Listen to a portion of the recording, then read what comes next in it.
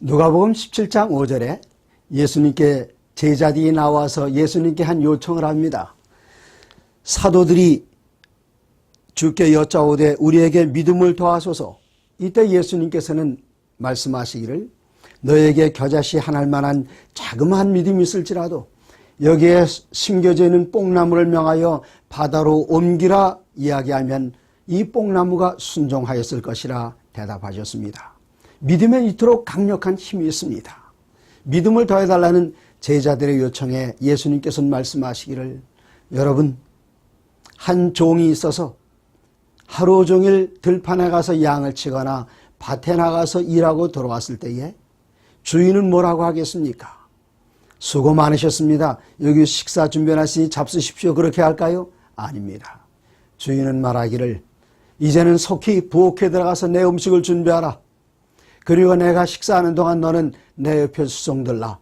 그리고 내가 식사가 끝난 다음에 너희는 먹으라. 그렇게 이야기할 것입니다. 그렇게 다 한 다음에 이 주인이 와서 살해하겠습니까? 감사합니다라고요? 그렇지 않습니다. 여기 주인은 식사를 즐기고 있을 때에 종은 뭐라고 말합니까? 명한 대로 하였다고 종에게 감사하겠느냐? 그렇지 않습니다. 이와 같이 너희도 명령을 받은 것을 다 행한 후에 이르기를 우리는 무익한 종이라 우리가 하여야 할 일을 한 것뿐이니라 할지니라 그렇게 말씀하셨습니다. 우리는 무익한 종입니다. 우리가 당연히 해야 할 것을 한 것뿐입니다.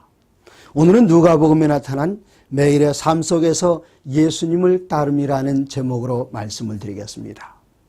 누가복음에는 예수님께서 바리새인들에 대하여 여러 곳에서 언급하셨습니다. 바리새인들이란 어떤 사람들입니까? 이스라엘이 그레코 로마의 문화 속에 빠져들어가게 되었을 때에 로마의 점령 다음에 그리스 문화와 로마의 문화가 뒤섞인 것을 우리들은 그레코 로만 문화라 이야기합니다. 이때 헬레니즘 문화가 유대교에 들어왔습니다. 그리고 유대교가 점점 더 변질되는 것을 봤습니다. 이스라엘 백성들의 생각이 점점 더 헬레니즘 문화에 가까워지는 것을 본 사람들이 마음 가운데 큰 근심을 일으키며 성경의 원칙으로 돌아가야 하겠다. 성경의 가장 기본이 되는 첫 번째 모세오경으로 돌아가야 한다는 생각을 뚜렷하게 갖고 그들은 그들의 믿음을 지키기 위해서 가능하면 조금이라도 유대문화 그 중심인 모세오경으로 돌아갈 것을 그들은 생각했습니다. 그리고 평신도들 가운데 한 운동이 일어나게 되었는데 그 운동의 중심이 바로 바리새파 운동이었습니다. 예수님 당시에는 세 개의 종파들이 있었는데 하나는 제사장들로 이루어진 사두개인들이 있었고 또 하나는 이 유대 민족을 로마의 말 밟고 발에서 해방시켜야겠다는 군사운동인 셀롯 곧 열혈당원들이 있었습니다. 사두개파와 열혈당원들 셀롯 당원들은 로마 나라에 의해서 이스라엘이 기원 70년에 망하면서 자연스럽게 이 두 종파는 없어져 버리고 말았습니다. 그리고 끝까지 남아서 오늘날의 유대교를 형성한 그 종파가 바로 바리새파들입니다. 이들은 특별히 자기 자신들의 신앙을 잘 지키기 위해서 정말 잘 보존하기 위해서 그들의 믿음을 잘 지키며 성경에 나오는 그 모든 것들을 그들은 명문화하기 시작했습니다. 안식일을 어떻게 하면 더 잘 지킬 수 있을 것인가? 11조를 어떻게 하면 더 잘 드릴 수 있을 것인가? 이것은 하나의 경건 운동이었습니다. 참으로 좋은 운동이었습니다. 그러나 그들의 시간이 지나가면서 그들의 경건함이 많은 사람들에게 존경을 받게 될 때에 그들은 존경받는 것을 당연시 했습니다. 시장에 나가면 사람들에게 인사받는 것, 그럴 때마다 그들의 마음은 우쭐해졌습니다. 잔치자리에 가면 그들은 항상 상석으로 초청을 받았습니다. 그러면서 이들의 신앙은 점점 변질되면서 그들의 중심 신앙, 세속적인 것으로부터 떠나서 하나님을 섬기는 그러한 신앙에서 그들은 중요한 것은 버리고 이제는 껍질만 남게 되었습니다. 이때 예수님께서는 누가복음 12장에서 화 있을진저 너희 바리새인이요. 그들의 화를 이야기하셨습니다. 너희가 박하와 회향과 모든 채소에 11조를 드리지만 우리 믿음의 가장 중요한 의와 하나님께 대한 사랑을 버렸다, 그렇게 이야기했습니다. 무엇이 문제입니까? 우리들이 지난 시간에 이야기했던 선한 사마리아 비유 가운데 그 비유를 이끌어낸 예수님의 배경은 무엇입니까? 어떤 한 청년이 와서 예수님, 선생님, 우리가 어떻게 하여야, 무엇을 하여야 영생을 얻으리까 질문했을 때에 예수님께서는 무엇을 행하여야, 거기에 대답하지 않으셨습니다. 대신 두 가지 질문하셨습니다. 이 율법에, 이 성경 말씀에 무엇이라 기록되었으며 어떻게 읽느냐? 두 가지 질문입니다. 첫 번째는 컨텐츠가 무엇이냐? 두 번째는 어떻게 읽느냐? 바리새인들은 이 성경에 나와 있는 그 모든 내용에 대해 정통했습니다. 그러나 한 가지 실패한 것은 무엇인가 하면은 어떻게 읽느냐, 그것에 실패한 것입니다. 레위 사람이 강도 만난 사람 옆을 지나갔을 때에 그는 그날 아침에 읽었던 성경절이 생각났습니다.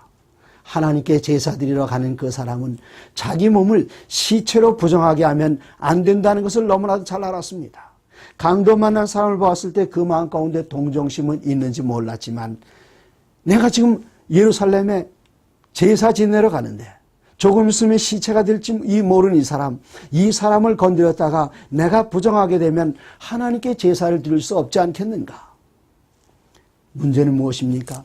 성경에 무엇이 기록되는가 중요합니다. 하지만 더 중요한 것은 어떻게 읽느냐. 바리새인은 바로 어떻게 읽느냐, 그 부분에 대해서 실수했던 것입니다. 여기 이어서 누가복음 12장에 보면은 그동안에 물이 수만 명이 모여 서로 밟힐 만큼 되었더니 예수께서 먼저 제자들에게 말씀하여 이르시되 바리새인들의 누룩 곧 외식을 주의하라. 그들은 외식하려고 하는 사람들이 아니었습니다.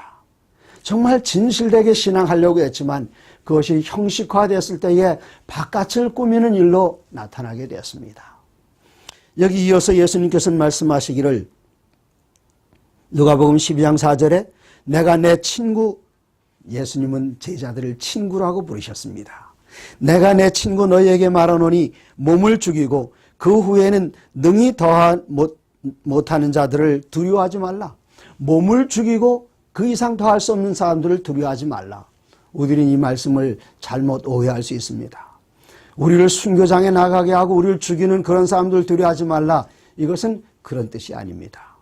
이 성경에 두려워하지 말라는, 두려워라는 말은 두 가지 의미로 해석할 수가 있습니다. 하나는 무서워하는 것, 물론 두려워하는 것입니다. 그러나 우리가 잘 알고 있는 요한계시록 14장 7절에 나타난 세 천사의 기별 가운데 그가 큰 음성으로 가로되 하나님을 두려워하며 할 때에 하나님을 무서워하며, 그런 뜻이 아닙니다. 하나님은 우리가 무서워하는 것이 아니라 하나님께서 가지고 계신 그분의 존재, 그분의 지위, 그리고 우리를 향하여 베풀으신 그 아름다운 일들을 인하여 거기에 합당한 존경을 표시하는 것, 그것이 바로 두려워하는 것입니다. 이 당시 이스라엘 사람들이 바리새파 사람들을 볼 때에 두려워했습니다. 무서워했다는 것이 아니라 그들의 행위, 진실한 신앙적인 태도를 보며 거기에 대한 존경심을 표했던 것입니다. 그러나 예수님께서는 그들은 의식하는 사람이다, 껍데기뿐이다, 그들을 정말 마땅히 존경받아야 할 그런 것이 아니다. 이어서 말씀하시기를 주님께서는 마땅히 두려워할 자를 내가 너에게 보여주겠다. 마땅히 두려워할 자는 누구입니까? 마땅히 우리가 무서워 떠는 그런 것이 아니라 마땅히 두려워할 자는 어떤 분이신가 하면 우리에게 생명을 주시기도 하시고 생명을 취하시는 하나님이신데, 우리에게 사랑으로 생명 주시는 그 하나님, 거기에 대한 마땅한 존경을 표시하라는 그런 말씀입니다. 그렇기 때문에 예수님께서는 이어서 12장 6절에 참새 5마리가 2 아사리온에 팔리는 것이 아니냐. 한 아사리온은 하루 인건비의 16분의 1입니다. 2 아사리온에 참새 5마리라면 하루 종일 일해서 벌 수 있는 것을 참새로 계산한다면 하루에 40마리가 되는 것입니다. 근데 예수님께서는 이어서 말씀하십니다. 참새 5마리가 2 아사리온에 팔리는 것이 아니냐. 그러나 하나님 앞에서는 그 하나도 잊어버리는 바 되지 않는다. 하나님께서는 공중나는 참새 한 마리도 마음 가운데 두신다. 그렇게 말씀하십니다. 12장 24절에 오면 까마귀를 생각하라. 심지도 않고 거두지도 않지만 골방도 없고 창고도 없지만 하나님께서 기르시는데 너희는 이 까마귀보다 더 중요한 존재가 아니냐? 참새보다 더 중요한 존재가 아니냐? 너희는 두려워 말라. 너희에게는 심지어 머리털까지도 다 세신 바 되었나니 두려워 말라. 너희는 참새보다 더하니라. 우리가 마땅히 두려워할 사람은 누구인가? 마땅히 존경할 그 대상은 누구인가? 종교적인 겉멋만 가지고 있는 사람들, 종교적으로 경건의 모양만 가지고 있는 그런 사람들을 존경할 것이 아니라 참새 한 마리, 까마귀 한 마리의 생명을 돌보시는 하나님을 더 존경하고 그분에게 우리들의 모든 공경심을 표시하는 것이 맞다고 우리 주님께서는 말씀하십니다. 이제 예수님께서는 이어서 같은 누가복음 12장에서 깨어서 준비할 것을 이렇게 말씀하십니다. 12장 35절 허리에 띠를 띠고 등불을 들고 켜고 서 있으라. 너희는 마치 그 주인이 혼인집에서 돌아와 문을 두드리면 곧 열어주려고 기다리는 사람과 같이 되라. 옛날에 혼인 예식은 해가 넘어간 다음에 있었습니다. 그래서 예식이 다 끝난 다음에 먹고 즐기고 집으로 돌아오면 늦은 시간이 됩니다. 이때 종들은 어떻게 하고 있어야 할까요? 주인이 어느 시간에 돌아오든지 상관없이 주인이 돌아올 때에 문을 열어주고 주인을 영접할 준비를 갖추고 있어야만 합니다. 주인이 와서 깨어있는 것을 보면 그 종들은 복이 있으려다. 내가 진실로 너에게 이르노니 주인이 띠를 띠고 그 종들을 자리에 앉히고 나와 수종들리라. 누구 얘기입니까? 이것은 분명히 예수님 얘기입니다. 조금 전에 나왔던 비유와는 전혀 다르죠. 하루 종일 들판에 나가서 일하던 종이 들어왔을 때에 가서 내 밥상 차려주시오. 그리고 내가 먹고 있을 때 너는 수종들라. 그리고 너는 무익한 종이라 말했던 그 비유와는 전혀 다릅니다. 여기 예수님께서는 말씀하시기를 주인이 잔치집에 돌아갔다가 왔을 때에 문을 열어주는 그 종들을 위하여 수종들리라. 밤이 늦은 저녁 시간입니다. 주인이 종을 위하여 수종들리라. 바로 예수님의 얘기가 아닙니까?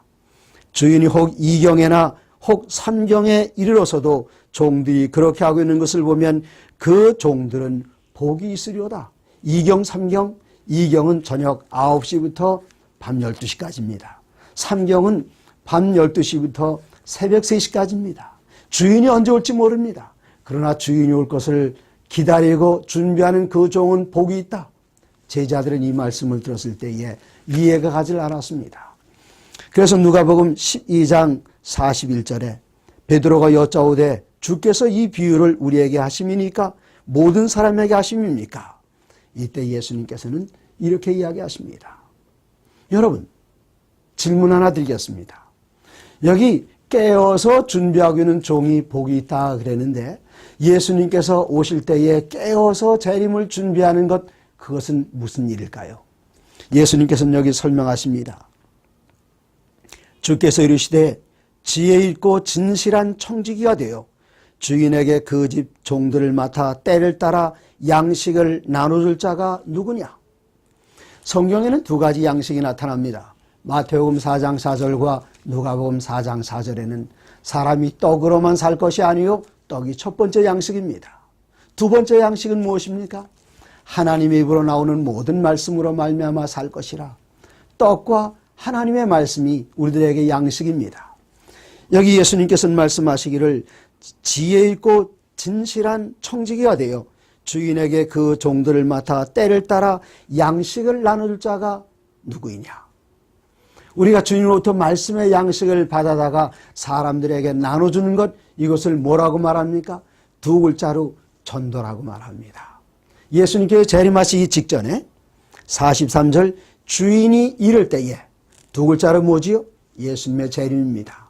예수님께서 재림하실 때에 그 종이 그렇게 하는 것을 보면, 그렇게 하는 건 무엇입니까? 전도하고 있는 것을 보면 그 종은 복이 있으려다. 복은 무엇입니까? 시편 133편 3절에 헐모네 이슬이 시온의 산들에 내린 같도다.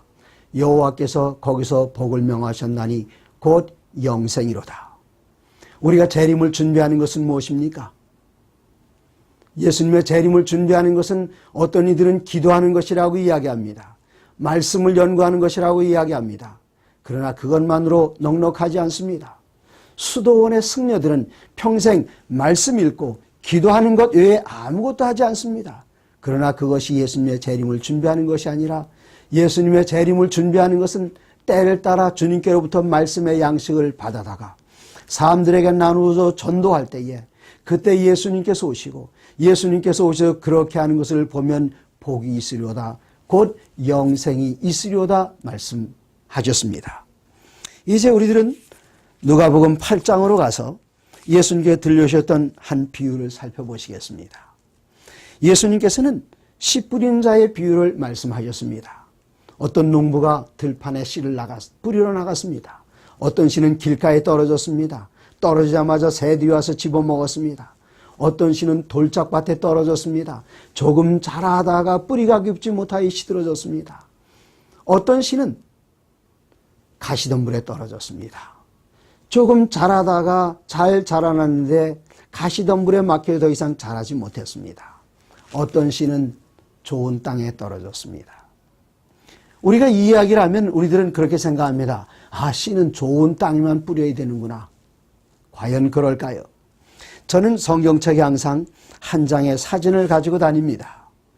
이 사진은 무슨 사진인가 하면 1931년 저희 한국연합회 총회 때 찍은 사진인데 이 사진에는 네 분 모두 5, 6, 여러분 자꾸 숫자가 늘어나는데요. 여기 가운데 앉아 계신 이분이 바로 군야 희대 목사님이십니다. 그 뒤에 서신 분이 이분이 김석영 목사님. 이 김석영 목사님은 지금 한국연합회 자리를 정하신 분이십니다. 이쪽에 계신 분은 김예준 목사님. 이 김예준 목사님은 최태현 목사님께서 종로경찰서에서 고문받다 순교하셨을 때에 일본 경찰들은 최태현 목사님이 계시던 그 자리에 진남포에서 목회하시던 김예준 목사님을 붙잡아다가 가두었고 김예준 목사님은 12월 달에 순교하십니다. 이 두 분은 누굴까요? 군야 희대 목사님께서 1904년에 한국에 오셔서 제일 먼저 침례를 주셨던 그 두 분이십니다. 1904년 한국에 있던 그 당시 조선이겠지요. 조선은 상당히 어려웠습니다. 기근이 왔습니다. 이때 우리나라의 황제는 이 백성들을 기근 속에서 구원할 방법을 생각하시다 못해 우리들 백성들을 저 하와이 수수농장으로 사탕수농장으로 이민 가는 일을 허락을 했습니다. 1904년 이 응연한 사람이 원산에 있던 성결교인, 감리교인이었는데 이분이 그곳을 떠나서 배를 탔습니다. 그 배는 일본 고베 항구에 도착했습니다. 그때 여기 이 군야 희대 목사님께서는 1904년에 목회에 나오셔서 이 고베에서 교회를 개척하셨습니다. 어느 날 배를 타고 이곳에 정박해 있던 이응연 씨가 길을 지나다 보니까 기다란 간판을 봤습니다. 너무나도 길었어요. 제7일 안식일 예수 재강림교회 13글자나 되는 그 기다란 간판을 보고 위아래를 쳐다보고 있을 때에 군야 희대 목사님께 들어오라 말씀하셨습니다. 그들은 필담으로 이야기를 나눴습니다. 이응연 씨가 너무나도 감동받았습니다. 그 이튿날 그의 친구 손흥조 씨를 데리고 왔습니다. 이들은 신체 검사를 본 다음에 이응연 씨는 하와이로 떠났습니다. 침례 후에 하와이로 떠난 다음에 이응연 씨는 어디에 나타나는지 제7안식일 예수님교회 역사책에 나타나질 않습니다. 하지만 손흥조 씨는 이 기별을 받고 한국으로 돌아왔습니다. 돌아오는 길에 배 안에서 임형주 씨를 만났습니다. 나중에 그분 이름을 임기반으로 바꿨는데요. 임기반 씨는 하와이에서 독립운동을 하다가 한국으로 귀국하는 길이었습니다. 손흥조 씨가 임기반 씨에게 복음을 가르쳤습니다. 그러나 손흥조 씨는 그가 한국으로 돌아와서 잠깐 동안 신앙을 하다가 우리 역사책에 사라졌습니다. 그분은 물론 한국에 오셔서 올해 선교 110주년을 맞이하는 동네 교회를 세우는 일에 아주 큰 역할을 하셨습니다. 그러나 그가 문서전도를 하고 그러시다 교회를 떠났습니다. 돌아가시기 직전 다시 돌아오셔서 재침례를 받았습니다. 네, 임기반 씨는 자기 고향으로 돌아왔습니다. 전도했습니다. 많은 사람들 모았습니다.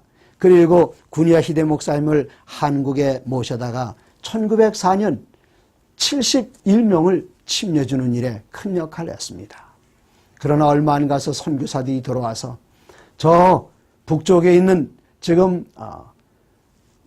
북한의 평양에 비행장 있는 그곳은 자리가 너무나 좁으니 선교지를 서울로 옮기자 할 때에 임기반 씨는 말하기를 굴러 들어온 돌이 들어와서 박힌 돌을 빼내느냐, 우리는 여기서 일하겠다 이야기하면서 임기반 씨는 자유교회라는 교회를 설립해서 지도자로 일하다가 우리 재림교회 역사책에서 없어집니다.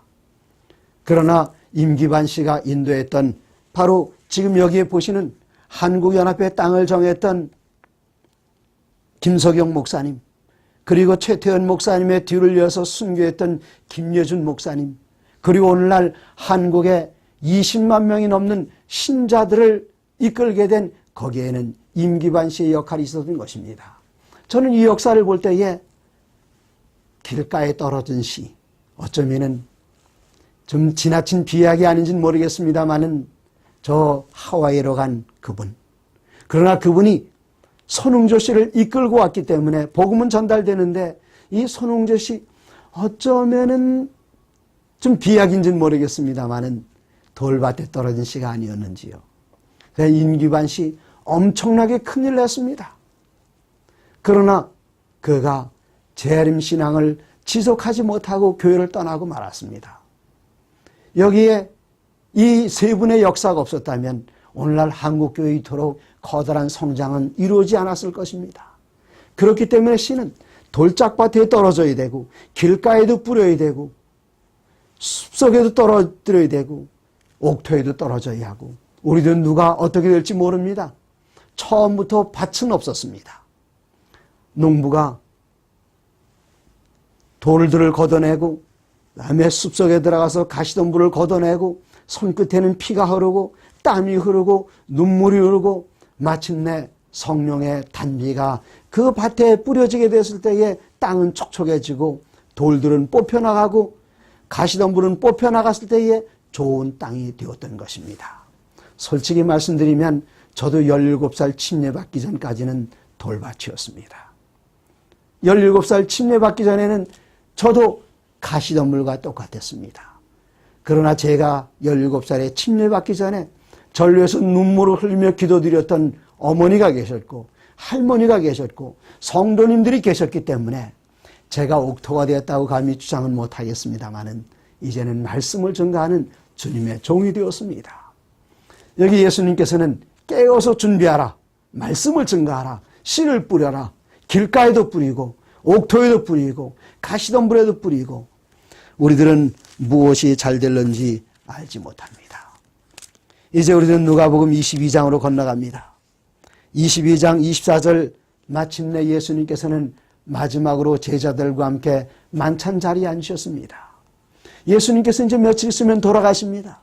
그 자리에서 제자들이 나눈 그들의 대화가 무엇인지를 아십니까? 누가복음 22장 24절, 또 그들 사이에 그중 누가 크냐 하는 다툼이 난지라. 마지막 만찬 자리에서 제자들이 하던 얘기입니다. 누가 크냐? 오늘 우리들이 읽고 있는 이 교과의 목요일 소지는 섬기는 지도자입니다. 누가 크냐? 우리는 섬기는 지도자에 대해서 많이 들어왔습니다. 그리고 저는 저희 교회의 수많은 지도자들이 섬기는 지도자들에 대해서 강의하는 것을 들을 때마다 마음 가운데 깊은 감동을 받았습니다. 섬기는 지도자가 되는 것, 그것은 참으로 쉽지 않습니다. 우리들은 수많은 모델들 가운데 제가 알고 있는 한 유일한 모델은 누구일까요? 예수님 외에는 섬기는 지도자들 보는 것을 쉽지 않았습니다. 이런 강의는 쉽게 할 수 있습니다. 섬기는 지도자들은 이러이러한 지도자입니다.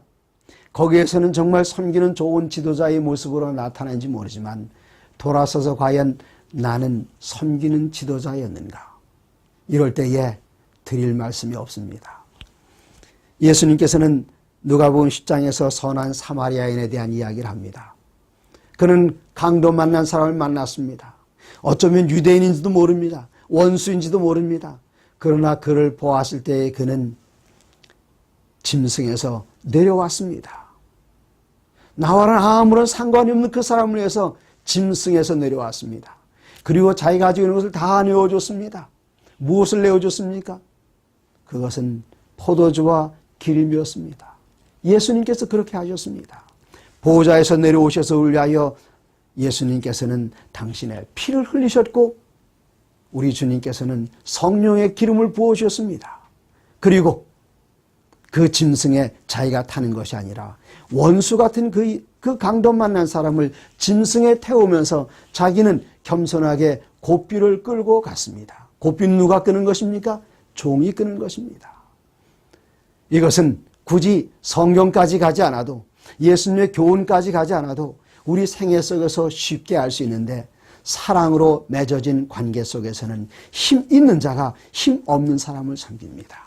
그러나 세상에서는 권력 있는 자가 권력 없는 자를 섬기는 것이 아니라 힘 없는 사람이 힘 있는 사람을 섬기고 가난한 사람이 부자를 섬기고 아래 직급에 있는 사람이 위에 직급에 있는 사람을 섬깁니다. 그러나 사랑의 관계로 맺어진 곳에서는 갓난아이와 어머니 팔씨름하면 누가 이길까요? 어머니가 이깁니다. 그럴지라도 어머니는 아이를 위해서 식사를 준비하고 빨래를 해주고 그러나 나이가 늙어서 어머니께 7, 80이 되면 누가 누구를 돕습니까? 이때는 장성하여 힘 있는 딸이 어머니를 위해서 음식을 준비하고 옷을 세탁하고 이런 모든 것을 하지 않습니까? 우리 주님께서 가르치는 그 지도자는 누구인가 하면은 여기 이렇게 말씀하십니다. 너희 중에 큰 자는 젊은 자와 같고 다스리는 자는 섬기는 자와 같을지니라.